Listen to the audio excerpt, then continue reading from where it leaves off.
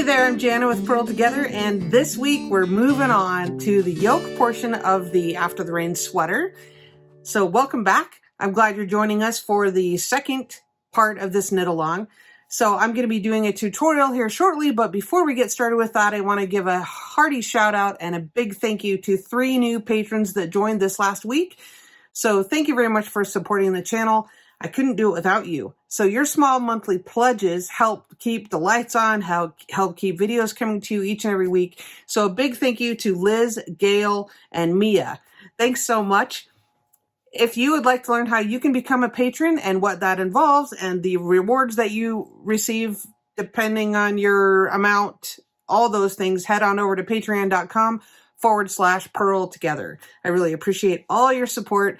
And if you're not able to become a patron, it's also very valuable when you comment, click like, subscribe, the little bell notification thing, all of that matters. So thanks to all of you who are also voting for me with the Knitting Circle Blogger Awards.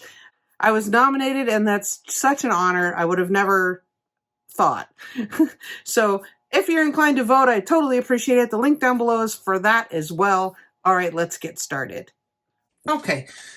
I will admit it makes me slightly nervous when the instructions say cut yarn. However, just so you understand what's going on, we're going to join in the round here. We've cast on these stitches that will be the front of the neckline.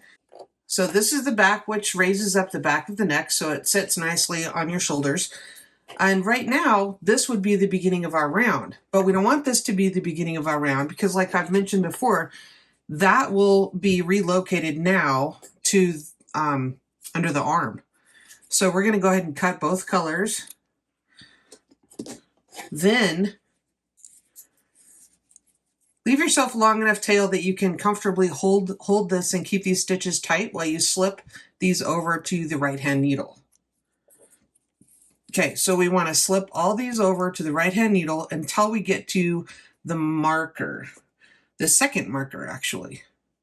Okay, so we're going in as if to purl and just slipping tip to tip so you don't twist any stitches or lose any. So just take your time doing this,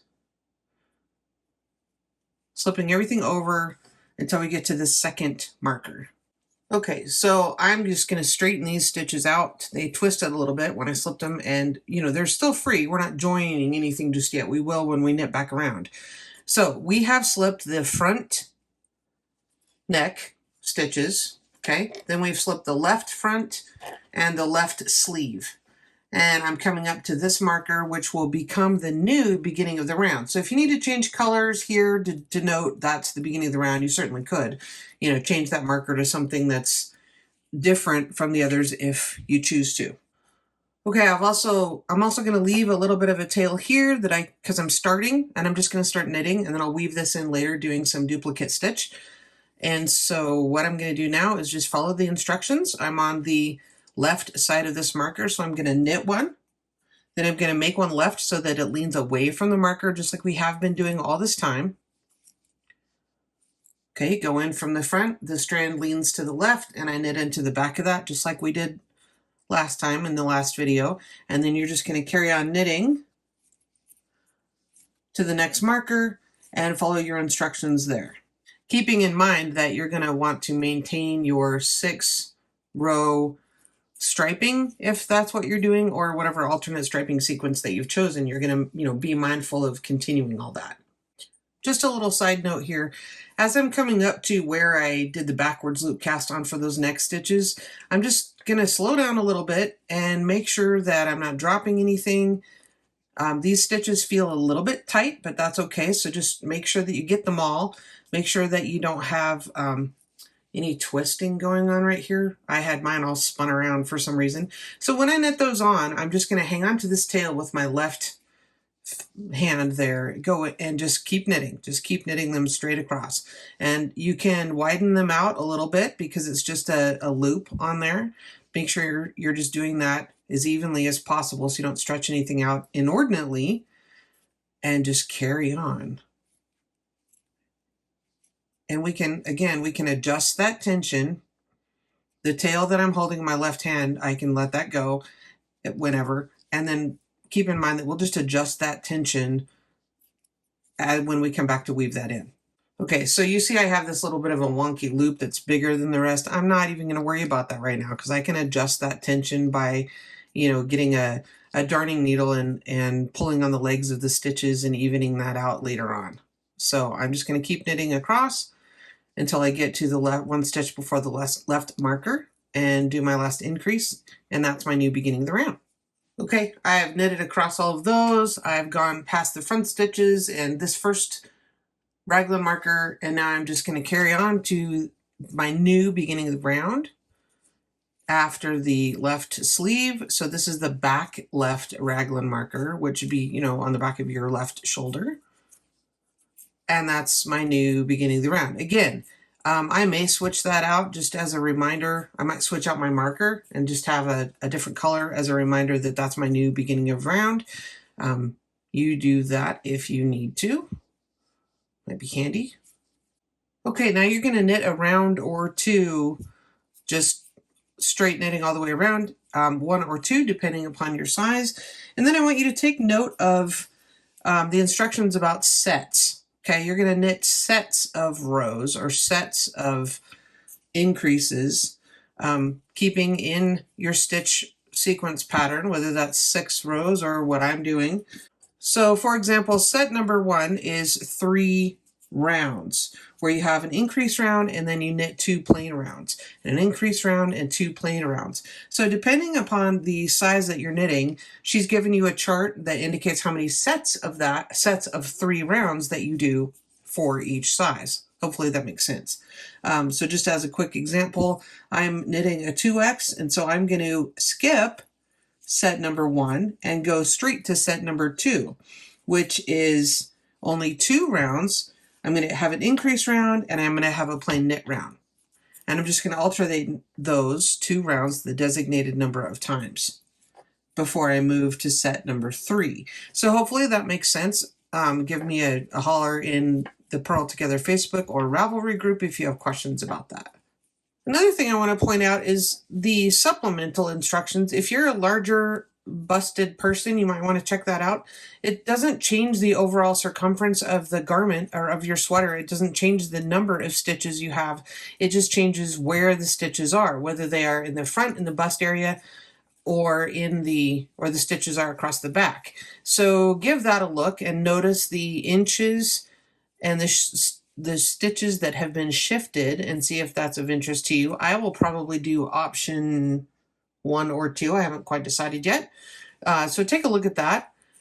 Now you'll want to decide that before you get too far into your increases for doing set 2 and 3. But I really appreciate designers that are, size inclusive and then also recognize that not everybody is the same shape. So as a larger busted person, I absolutely appreciate that. Okay, so let's say I get interrupted and I don't exactly know where I am and I'm working through these sets. You may have, 20 sets or 16 or however many sets you have, but you set this down and you're kind of unsure where you're at. Hopefully you're keeping track on your knit companion, your row counters, a post-it note or whatever. But let's say I'm just confused. Did I set this down at an increase row or not an increase row? So let's take a look at that and see if we can figure that out. Is this an increase row or not? So right now for my size, I'm alternating every other. I can tell, let me take this out here so we can point a little better. I can tell that this was an increase row down here. See, this is a column of stitches and this is a column of stitches, and I created this one. It was an increase row, and then the last one I did was not. So for me, I'm going to do another increase row now, 1 stitch beforehand. And the only reason I'm pointing this out to you is that it's just super helpful to be able to read your knitting and see where you are if you get interrupted, as we all do. So again, I can tell that this stitch was created down here, and then that was a plain row, and so now I need to do another increase before I carry on. So you might just practice knowing, if you're confident what row you on, that's good. But look back and affirm just so you know what you're looking for and you know how to read your knitting. Okay, I'm moving right along here. You can tell my striping sequence, if you're interested in that, is going to be a little different. I started out with 16 rows and 2, and now I have 14 and 2, and then 12 and 2, and then I'm going to work it down like that, and then eventually somewhere in the middle of my garment, I'm going to like switch, and then the background color will be this dark tonal gray with the, those will be the larger stripes eventually, and the bluish tonal will be the highlights. So you'll see how that all turns out. But a shout out to two of my patrons, Terry and Cindy, for helping me figure out my numbers of my rows and how all that's going to work. Okay, so carry on knitting your sets. Consider option 1 and 2, and I'll see you next time where we're going to separate for the sleeves. I hope you found this week's video helpful. Consider giving me a thumbs up and subscribe if you did. Become a patron if you can. I would totally appreciate that. I appreciate you watching all the way to the end. Thank you so much. Next week, we're going to be, we'll be finished with the yoke part, and we're going to start dividing for the sleeves. So it's not as difficult as it might appear if you've never knitted a sweater before. The concept is pretty straightforward. So join me next week for that. And then the week after that is kind of a to be arranged kind of thing. We'll carry on if I'm back from vacation. And if I'm not, then maybe we'll have a bye week, you know, like in football where they just skip a week and everybody sleeps in. So, but that might be a good time to have a bye week, so to speak, because you're going to be knitting the body of the sweater, and that's going to take some time, unless you're one of these people that can knit a sweater in 4 days. I cannot. Anyway, all right. Thank you so much for watching. I would love to see your works in progress. Post pictures in the Facebook and the Ravelry group, and we'll get the prize thread set up as soon as I'm back. Take care.